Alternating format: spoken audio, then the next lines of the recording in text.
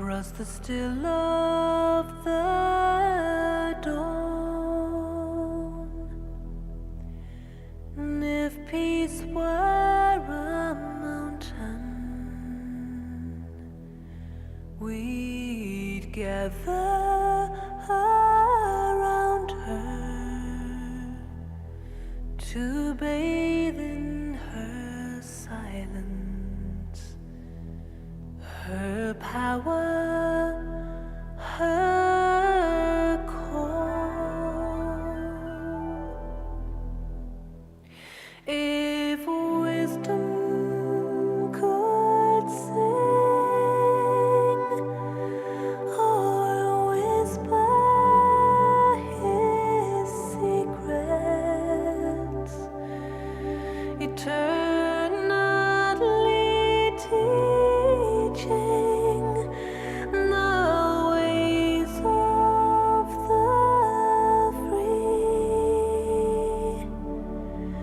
In my mind I can see them, I hear them, and I feel them.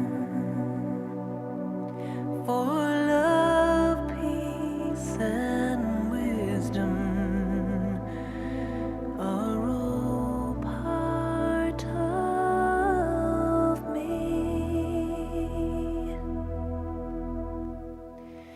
If love has her freedom and peace her expression, surely wisdom will grow like a flower in bloom. The seed has been planted and tended and watered by the prayers of the hopeful and the tears of the brave. We long to return to that place of still waters and sit on the banks under some shady tree.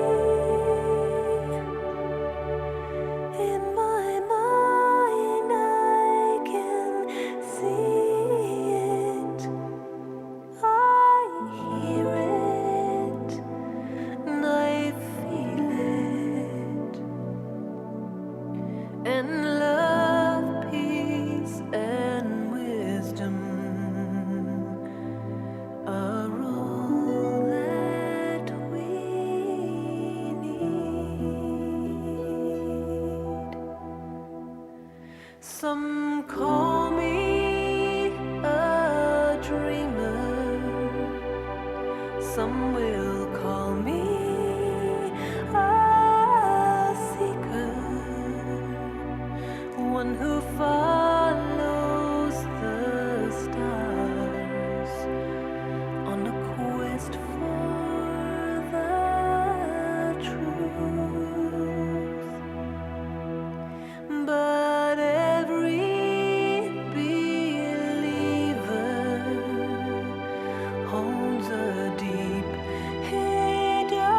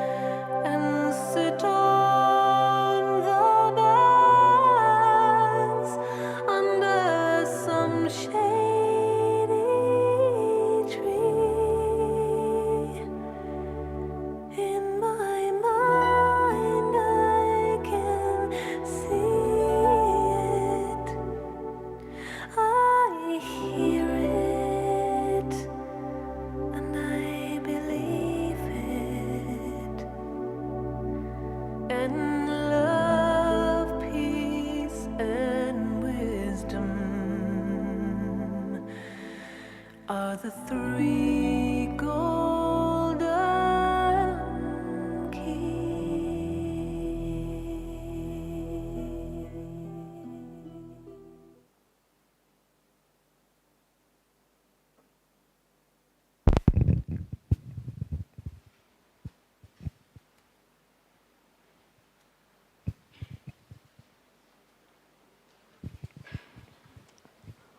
Om Shanti, and welcome to everyone here, and of course a welcome to those who are online, and a welcome to our special guest, Brother Charlie, originally from Melbourne and still from Australia. Charlie, having graduated from Melbourne University, pursued his spiritual quest, philosophical and spiritual quest, traveling throughout Asia, the Middle East, Europe, and finally to the United Kingdom, where his quest was fulfilled when he met Dadi Janki and Jayanti-ben. After that, he continued his travels back to India, back to Australia, where he started a center in Melbourne in 1977 and has continued to open centers in Australia. I believe there are now 40 centers in Australia, including some very beautiful retreat centers.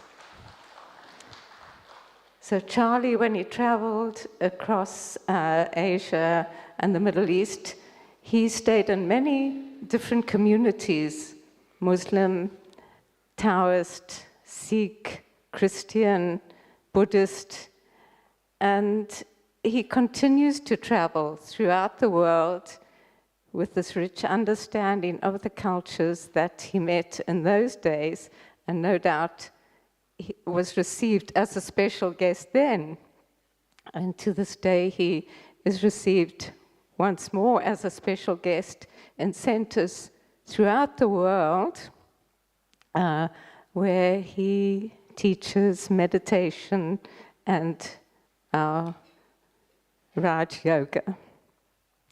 So he's the national coordinator for the Asia-Pacific region, so of course travels extensively throughout these countries. And we welcome him, and very happy to have you, Charlie. Bye.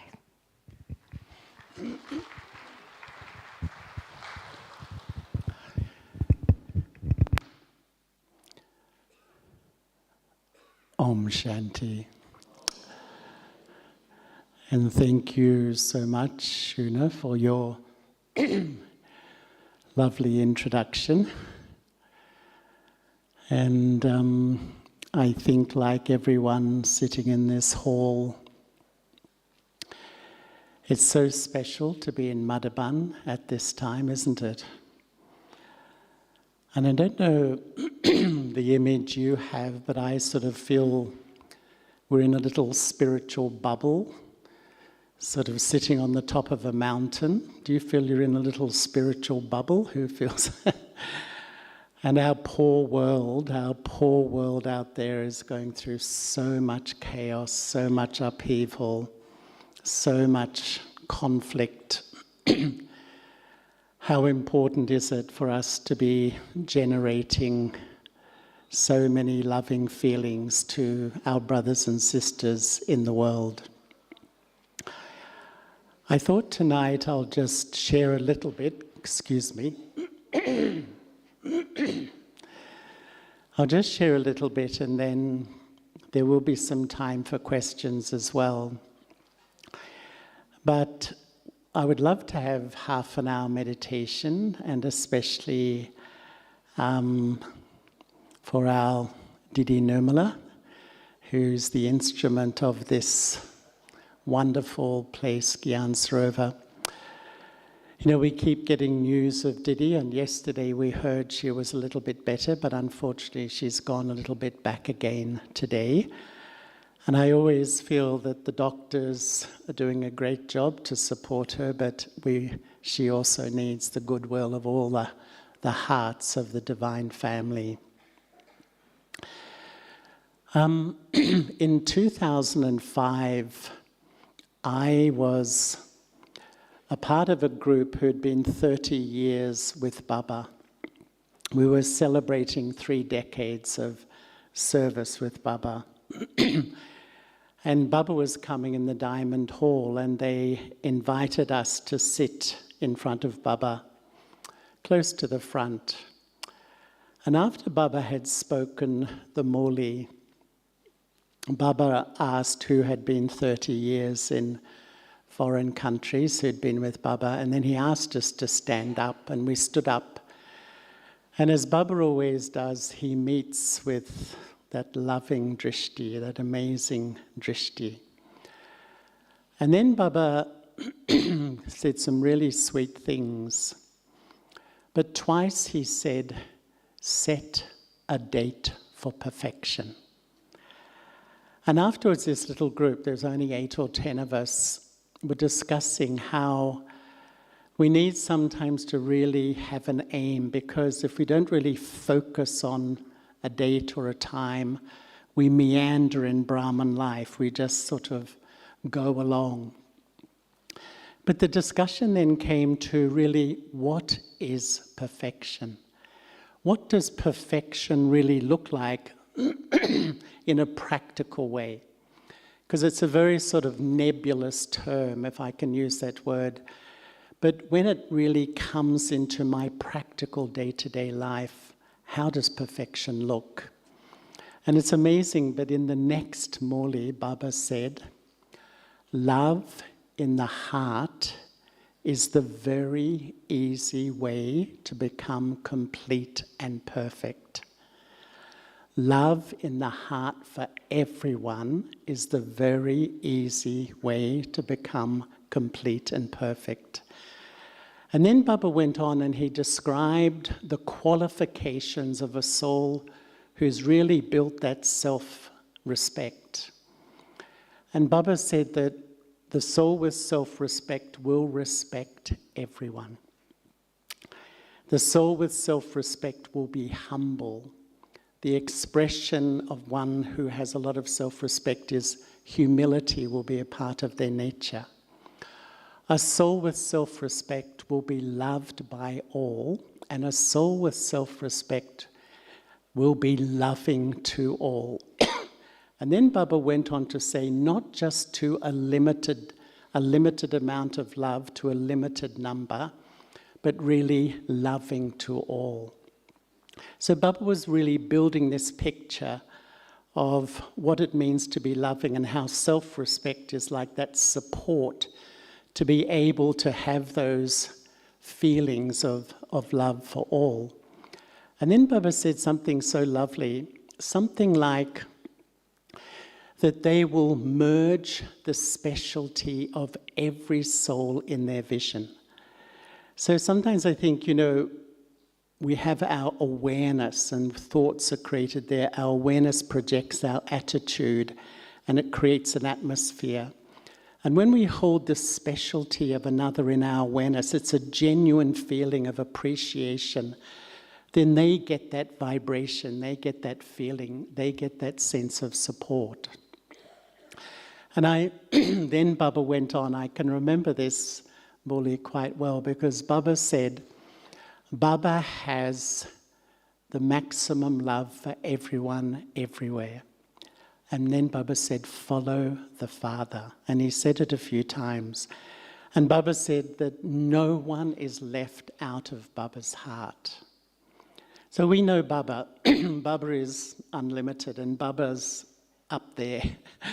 We're the ones who've had 2,500 years of experiences of relationships on a completely different level, a body-conscious level. But then Baba gave drishti. And you know how sometimes Baba would start and speak and then he'd just give drishti, and it really backed up what Baba was saying. And then Baba said very slowly, do you have so much love for the Brahman family? Are you loving? Are you loving to all? Do you feel this is my brother, my sister? Do you feel this one belongs to me? The way Baba was speaking was incredibly powerful. And it just makes me feel that so much of our journey is not just rebuilding who I am and my relationship with myself, but rebuilding how to have these clean, pure relationships with others.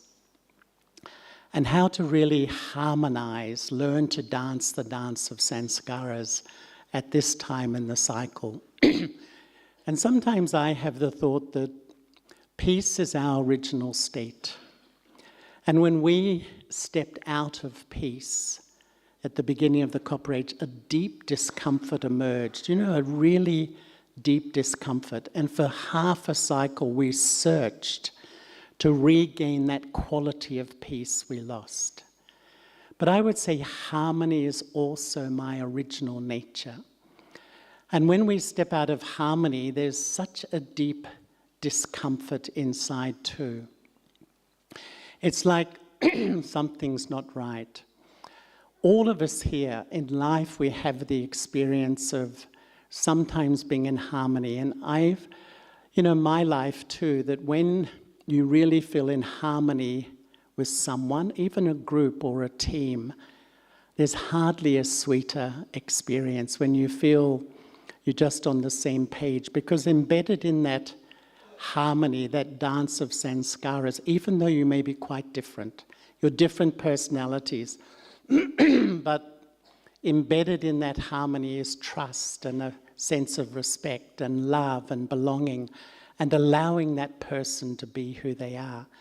It's such a sweet feeling. It feels that this is right, this is how things should be. But if there is a clash of sanskaras, and I think we all know that, anyone not had this experience? Everyone's laughing, so I imagine that. It's not just a clash of sanskars. It's something profoundly deep, I feel.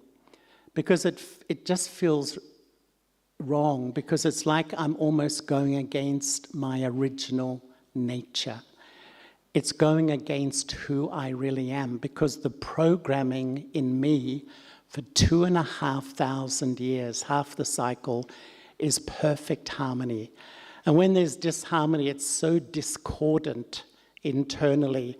That's why we find it so challenging. And sometimes I feel that when I fall into disharmony with somebody, if there's a clash of sanskaras, deep, deep down it feels like a failure. It feels like, I failed, and to let go the responsibility of that failure, to free myself from the failure of not being able to have a harmonious relationship with you, what strategy do I take? I put the responsibility on you. I begin to blame you, because the discomfort of accepting that I can't have a sustainable, loving, harmonious relationship with you is hard to manage. And I remember once Daddy Janki saying that we all have 3 major obstacles on this journey. We're on this journey to this incredible point. Baba points us to the highest point.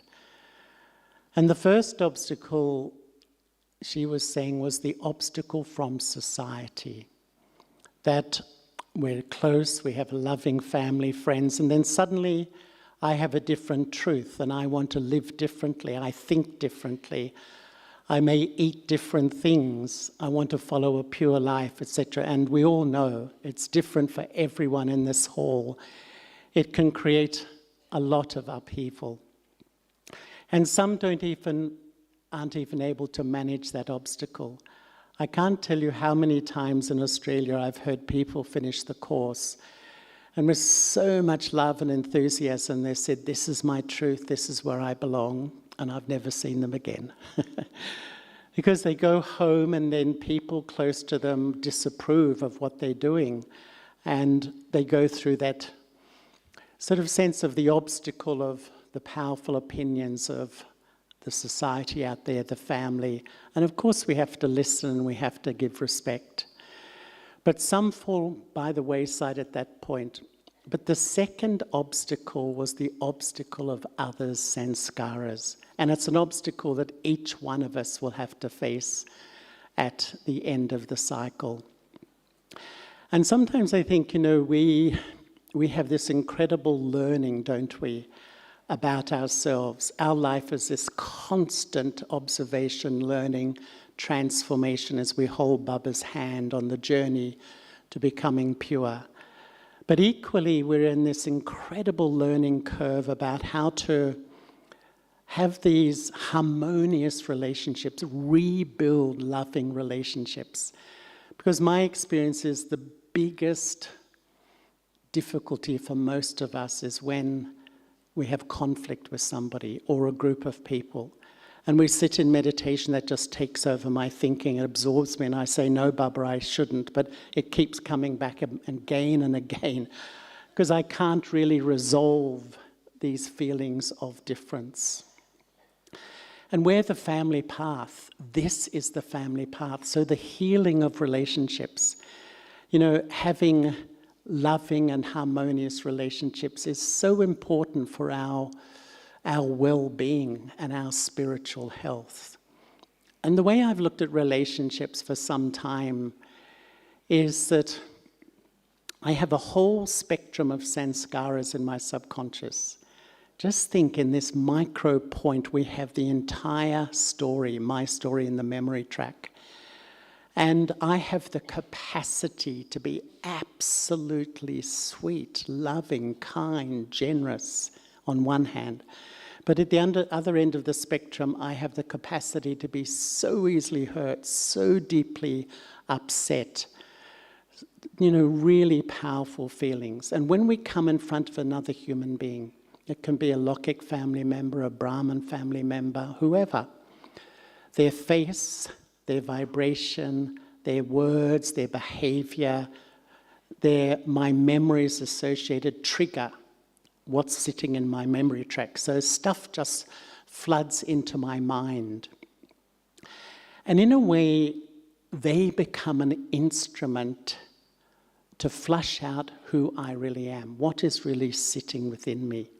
Sometimes I think our relationships, others are like a messenger to really show me who I am, because at the end of the cycle, there's so many clouds and denial inside of me, but whenever a button is pressed and something flows into my mind, it may be upset, I may be hurt, whatever it may be, it's actually my feeling. And we all know this, we all teach this, we all believe this, and yet I still think, and I include myself, we fall back into this old pattern. Once Baba said, the one who follows the path of falsehood is seeing others, the Parchintan vision. Do you remember that Murli a month or two ago, that amazing Murli? The Parchintan mind is a mind constantly thinking about people, responding to people. My whole inner world is still engaged with people, behaviors, where I sit, where they sit, what they think of me, etc. Whereas Baba's taking us into the Swachintan, really the mind to be able to look at myself and see what I need to do. And how much do I take full responsibility? To me, the more I go on, I think this is such a key in self-transformation, to have the courage and honesty to take full responsibility for what I feel inside, because then I can change. As long as I keep subtly projecting it, actually I'm giving my power away to others when I do that. And really, how much have I done this? Because if I don't take myself out of the obstacles associated with human relationships, in Brahman life I can get stuck in that place. Just recycling so many emotions, so many feelings, so many stories about what happened, what is said, what they've done. And I get stuck, and I start to really believe, that someone or something is really the problem. And so, first, the obstacles from society. Second, the obstacles of the sanskaras of others. But thirdly, the real obstacle, which is my own sanskaras. And I remember Daddy saying that really, she said, we can only really go deep into this once I've really stepped out of the game of constantly the Pachintan world, of my mind absorbed in people and their behaviors. Only when I step back, in a sense I have good wishes for people, can I really look deeply at who I am and ultimately what I need to do. And that third step, which is really the obstacles of my own sanskaras. And sometimes I think that we come to Baba and we're like the child, and the child, you know, we meet Baba, and the first step of change is like change of habits. They change overnight. Sometimes, maybe not for everyone, but a lot of people. And that seems easy. You know, we take birth to Baba, and with that initial courage and power, a lot of habits change. Eating habits, sleeping habits, a whole lot of things let go. But then as we begin to grow up in Brahman life, I feel the change is more like soft sanskars. And these are sanskars which are formed in the last few lifetimes. Sometimes intolerance, impatience, seeing defect, these sorts of things. And with effort and Gyan and yoga, they change. But then we come often, and I often use the word, we have a midlife crisis. Has anyone had a Brahman midlife crisis? I can hear a few yeses over this side of the world. And what happens is that things I thought I'd changed years ago emerge with a lot of force. And I start to think, is this really working? Am I moving forward? Because often I think when we come to Baba, our bhakti sanskara kicks in. And that bhakti sanskara tells me to suppress things and to push things down. And at some point, after 10 years, 15 years, or any time, they can come out, and I start to think, I've been a Brahmin for years, I've been practicing all this stuff, and all this rubbish is coming out. Actually, it's not wrong, it's not bad, it's all a part of the process of change.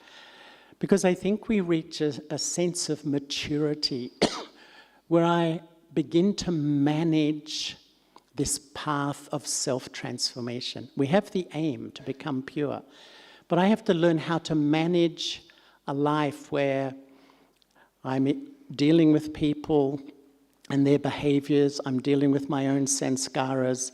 Sometimes they trigger and things erupt in me. Rather than overreacting to myself, understand that this is a journey to learn and keep applying Gyan and yoga so that it takes me to my destination. And so the obstacles, sometimes from out there, then from others, but ultimately it's really with my sanskaras. And just like we have this inner journey of learning where I'm constantly learning about myself, we also have the journey of healing our relationships with others.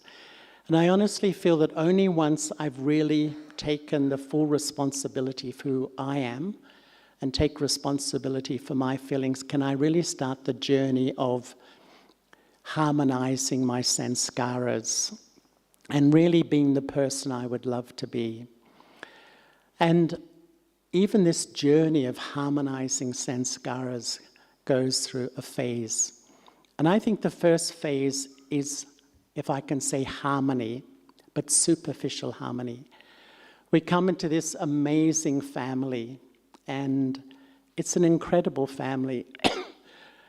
You know, I'm just always so deeply touched when I hear the stories of Brahmins, hear the courage of Brahmins. And when we come into this family, I think a lot of us instantly feel, this is my family. We feel so close to each other. And yet we also know embedded in that closeness sometimes are some pretty powerful karmic accounts as well. Is that true? Is that true? So we're wise, we're managing the journey, we're managing this journey. But this amazing family, I remember the first time I came to Madhuban, and it was such a sweet atmosphere. And I loved the way we could have a yoga bhatti for 2 hours and such deep spiritual power. The yoga bhattis of those days I can still remember. And then we would have a Brahma Bhojan together. And I remember once Brahma Bhojan was in silence.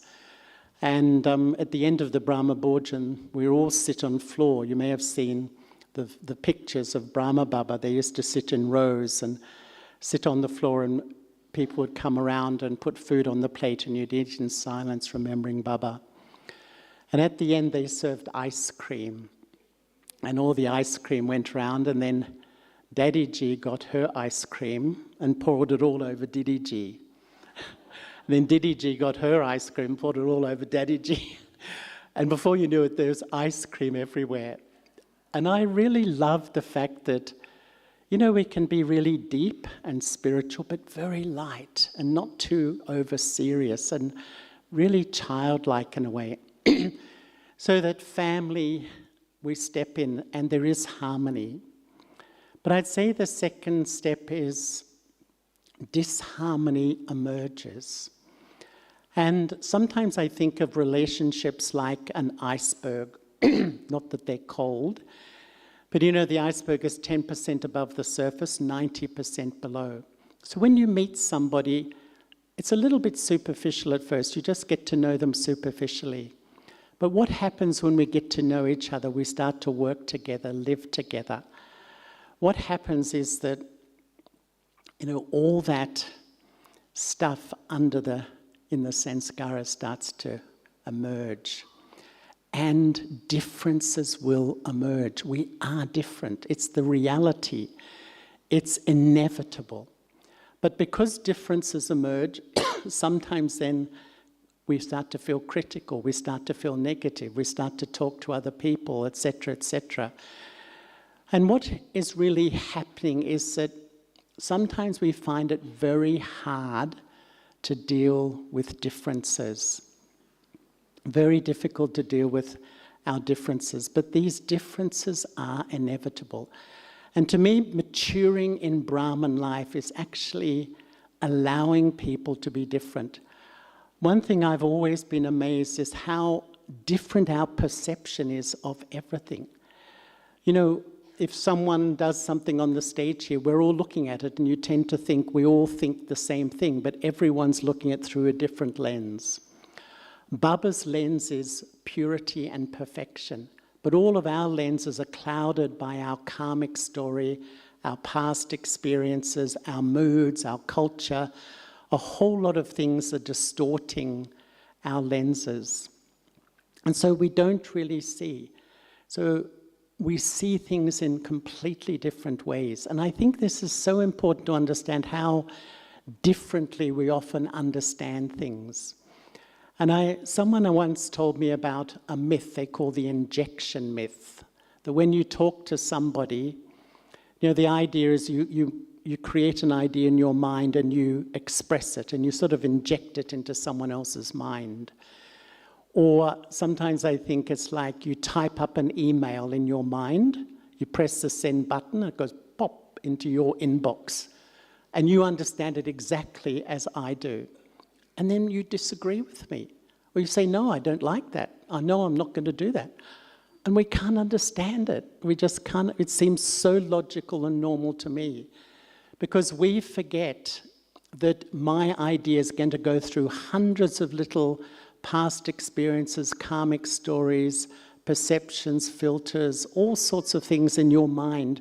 The message will be distorted. It will change. And this is where I think, you know, disharmony or differences will emerge between us.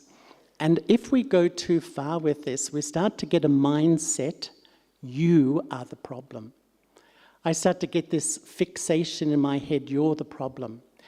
And that becomes, I think, spiritually a dangerous place to be, that I step out of my truth of swachintan, having pure thoughts for the self, and I get caught in the story, as I've done for half a cycle, in you, your behavior, how you're performing.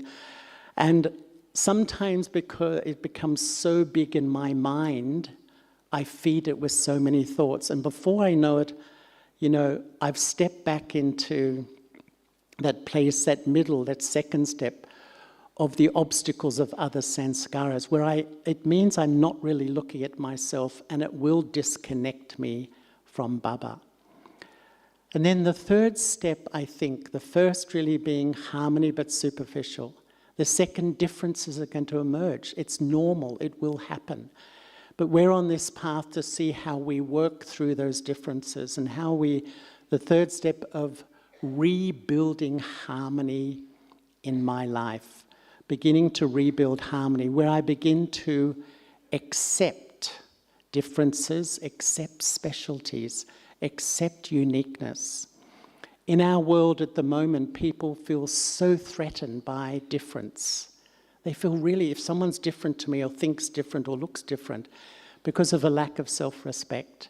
The more we build our self-respect, the more I'm really living in that sense of self-value. I can have that big heart that can really accommodate all different types of people and all different flavors of personalities that I'm coming in front of. And so love, I think, is really allowing people to be different, allowing people to have different views, perspectives, and opinions. Love is not that we think the same. And because sometimes that sort of love means that I want to control others to think and behave in the way I like and the way I do. And to me, this rebuilding of harmony, harmonious sanskaras, is really the story of the rosary. Baba comes at the end of the cycle, and we have 8 billion human beings in the world. And Baba collects 108 souls who are very, very different. They've had so many different past experiences, lifetime stories, families in this life. And yet, because of their love for Baba and their love for truth, they begin to mold so that the rosary has a sense of harmony. They remain unique. They have their own specialties. If you met the daddies and the dadas, which most of us did, some of them were sort of very lively and extroverts, some very quiet and introverts, some very creative, some very more sustainers, some sort of jnani, some yogi. There were a whole variety. And yet, all of them came together to form this rosary. They began, because of their love for Baba, they really began to mold, adjust, so that we work together in this sort of unity in diversity style of thing.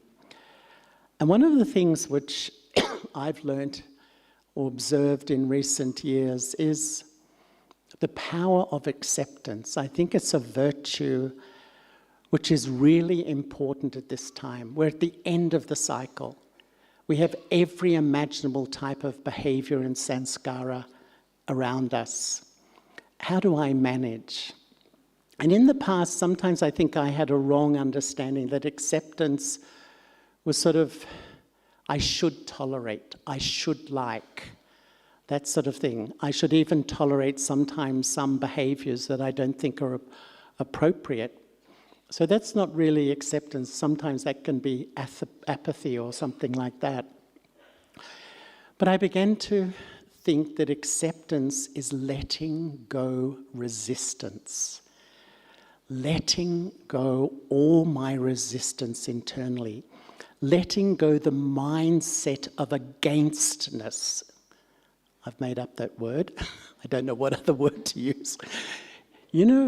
What happens is there's a situation, there's a person in front of me and their sanskaras I'm finding challenging. And what I do is I start to build a wall of resistance in my mind because of their behavior or because of this situation.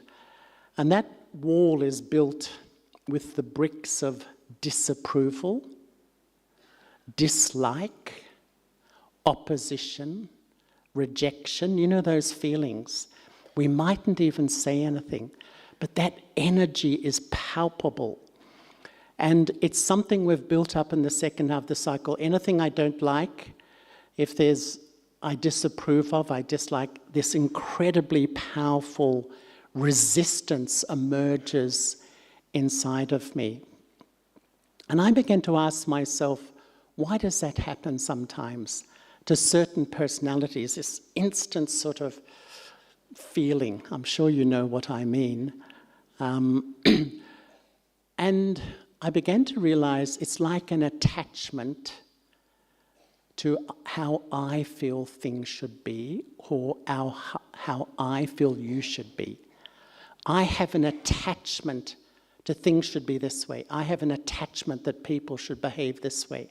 I have an attachment that things should be like this. And when they're not, I resist, and I build up this resistance. And I find the more I build up that resistance, negativity, there's a lot of negativity inside, and people feel it. It's like a current which affects my relationships and creates disharmony in relationships. And I really then was thinking about this, and there was a person that I noticed sometimes this wall would come up. And I noticed each time this person did certain things, I had this resistance to them. And I really began to observe that I had my own attachment to how I think they should work or behave or whatever. And in literally a second, I just said, because when you have that resistance, you feel a bit stressed, you feel a bit uncomfortable, you feel a bit peaceless. It's not a good feeling. I just let it go. And it just went. And a light went off in my head so deeply that actually, I'm the one that builds this resistance, because often I'm attached to outcomes, attached to results, attached to how things should be in my area. And when I become attached, then I build up this resistant feeling, and I feel very uncomfortable, and people get bad vibrations from me. And when I let go of the resistance, I can still communicate. I can still be open. I can still talk, because the vibrations are really different. And I think that in building harmony, in a sense, having harmonious relationships to really reflect why I feel resistance and why I'm sometimes so attached to how things should be, how people should be. People should behave according to the way I like. Because in a sense, drama is telling us everyone's playing their eternal part. And the second thing I feel, along with this acceptance, this sort of acceptance which means letting go this inner resistance to people who are different, things that are different, and letting go this attachment to how things should be. I began to think also that the virtue of detachment is essential at the moment. I think, sometimes I just have the image in my mind when I came into this world at the beginning of the cycle. Just think, I wasn't attached to this body. I had no attachment to any role, no attachment to any person. I was absolutely free. And then we collected till we have become incredibly dependent. And in a sense, this whole life is dismantling this whole network of attachment I've created, freeing myself, fundamentally freeing myself. And in terms of harmonizing sanskaras, or not being influenced by the powerful behavior, attitudes, sanskaras of others, to me, that's the journey to purity, but also there's different steps. And Baba often says, children, see the soul in the body. And I think at first we just imagine there's a soul. In a way, we're seeing the body, we're still body conscious, but we imagine how the soul sits. So, really, still we're quite affected by people. Even though I believe you're a soul, I'm looking at it, I'm imagining, but still your sanskaras are affecting me. Secondly, as I practice to be a bodiless soul, as I practice detachment from all my labels, and I see you more as a bodiless soul, I can feel I'm less influenced by you. I'm still a bit, but I'm less influenced. My own experience is the more I took the third step of really practicing to be incorporeal, to actually feel I'm a non-physical being. Why? Because when I feel that and I see how you are, it's almost like I'm lifted beyond the influence of so much in this physical world. And I feel even less influenced by behaviors, attitudes, opinions, situations. But even the fourth step for me was not only seeing how the soul sits in the body, the incorporeal, how I, the incorporeal, see the incorporeal, that I have an eternal part recorded within me, and so do you. You are playing out your part, and almost automatically I begin to observe your part. I mightn't find it very sweet. It might not be very sweet to me, but still it doesn't affect me. I observe rather than absorb it. So with practice of really becoming soul conscious, detached, automatically I feel less and less under the influence of others' sanskaras and vibrations. And therefore I think can give a lot more good wishes and pure feelings. Because there's superficial harmony, then there's disharmony, then we start to rebuild harmony. And then I think harmony is when I'm in that sweet place of love and detachment, that soul-conscious state, where I realize I live in a world. Some are so sweet, some are not so sweet. Some are so easy, some are not so easy, they're more difficult. Some work with a system, some won't work with a system. Some of this, some of that, some of this, some of that. If I keep allowing all of this to dominate my inner world, it's like I can't really do the real work of Brahman life. And one of the biggest lessons for me has been the understanding of number-wise. I think that's an incredible word. It's a word invented by Baba. And what does it mean? To me, it's not judgmental at all. It's not judgmental.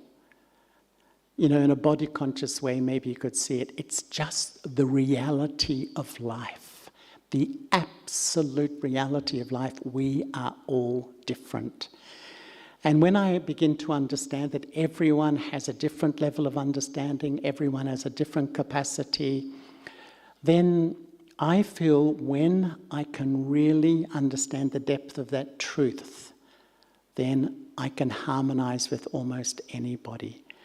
And I have the feeling that when Brahma Baba started, you know, when Shiv Baba started to come in him and he started to understand what was happening, his intoxication was incredible. He was absolutely intoxicated. And he thought everyone else would be the same.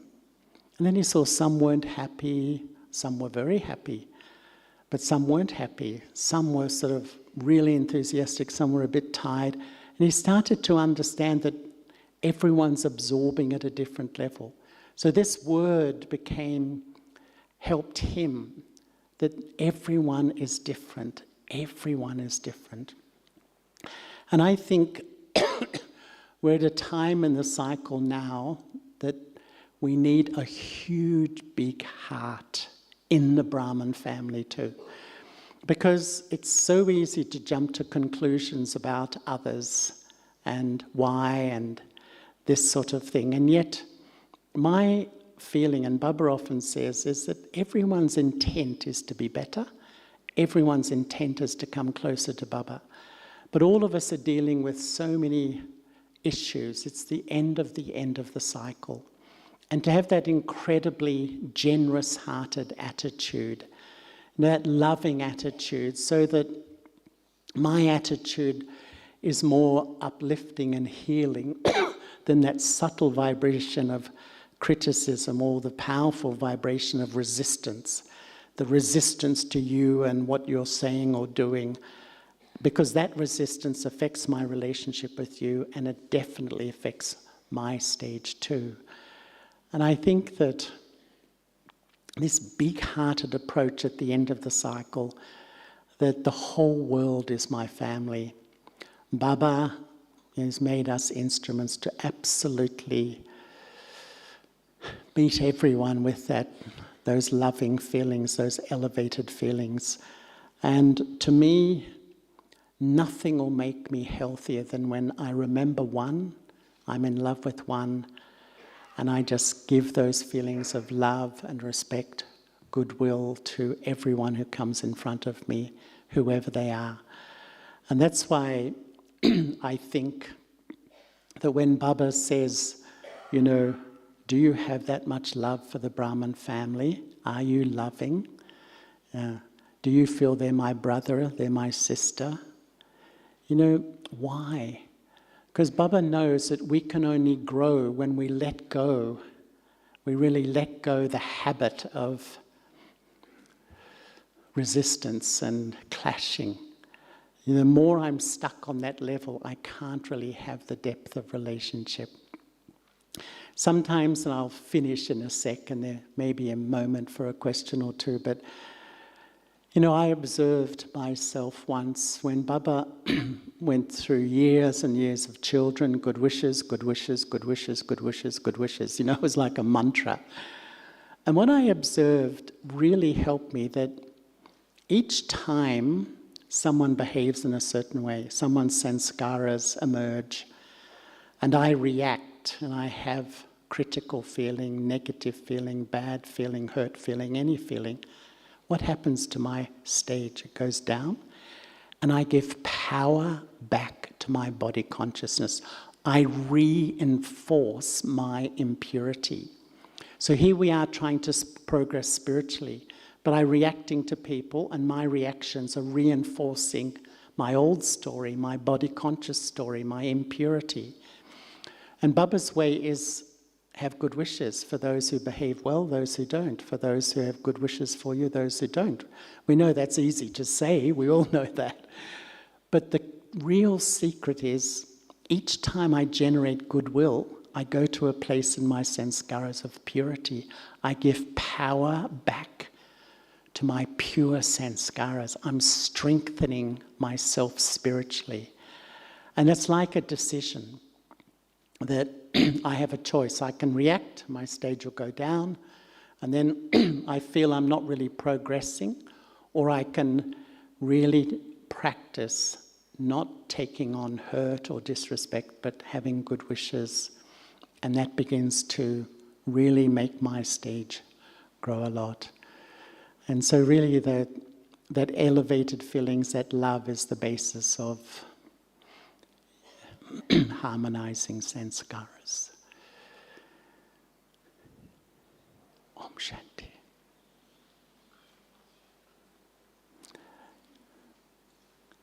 Yeah, so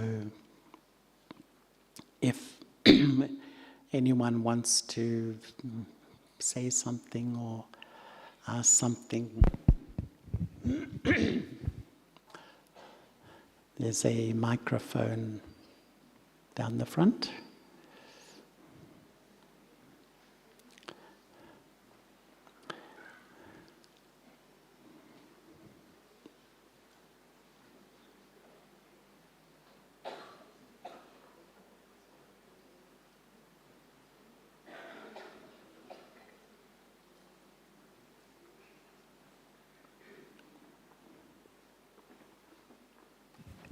Om Shanti, brother. Om Shanti, family.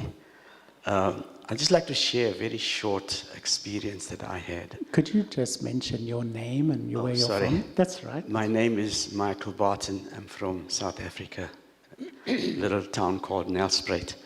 Anyway, I went through a very difficult time with relationships. And I remember the one Murli where Baba said, where there is humility, there cannot be conflict. And I actually took those words and I made them large and put them on my wall. And so every day I look at them, and every time I feel that conflict coming up, I say, Baba said where there is humility, there cannot be conflict. And where is this lack of humility coming from? And every time I know it's coming from me. So I've got to look inside myself and say, am I being humble in this situation? Thank you so much. Om Shanti. Thank you, that was lovely. Can I ask how many have got a few lines on your wall that you read every day? Who puts them in your office? Or yeah, it's quite powerful, isn't it? The power of humility diffuses so many problems. I really believe when the personality is humble, it's almost an automatic resolution of differences and conflicts. It's true. Yeah. Is there anyone else who wants to mention something?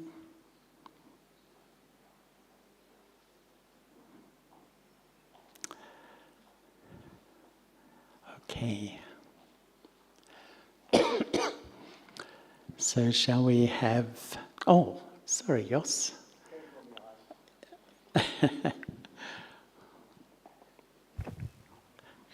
My name is Jos. I'm from Holland and Italy. And thank you for the class. Thank you from the depth of experiences.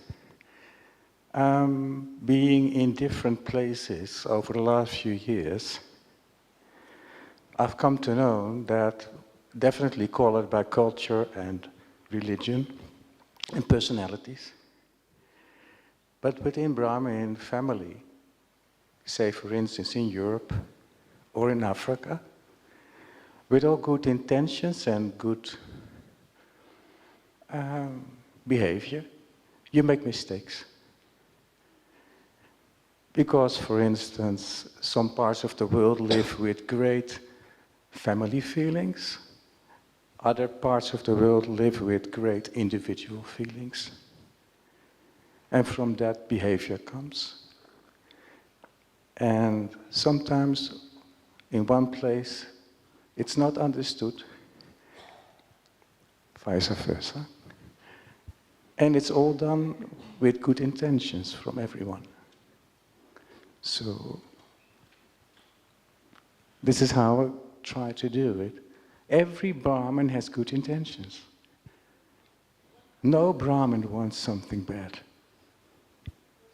We just want to have this harmony. Shanti.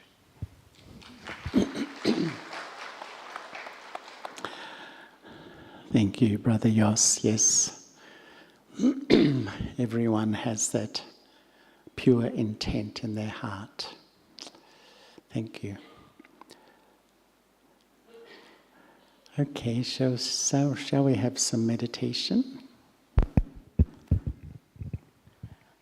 Om Shanti. Firstly, we'd like to thank you, Charlie Bai, for really helping us to see that what we resist through attachment persists, and how beautiful we can make our lives by harmonizing our sanskars without having any expectations from others, and really bringing that love into our hearts. So thank you so much for that. And I just have to make a couple of announcements before we have yoga. That